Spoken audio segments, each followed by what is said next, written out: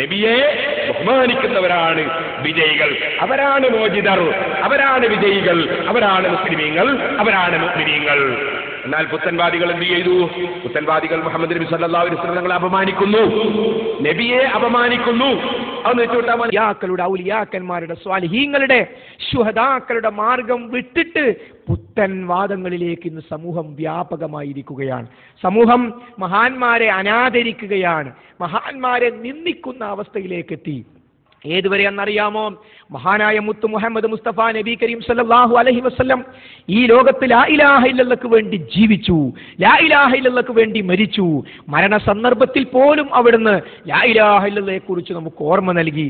ആ മുത്തു മുഹമ്മദ് മുസ്തഫ നബി കരീം സല്ലല്ലാഹു അലൈഹി വസല്ലമയെ അപമാനിക്കുകയാണ് പുത്തൻവാദികളായ ആളുകൾ. നബി കരീം സല്ലല്ലാഹു അലൈഹി വസല്ലമയെ അപമാനിക്കുകയാണ് പുത്തൻവാദികളായ ആളുകൾ.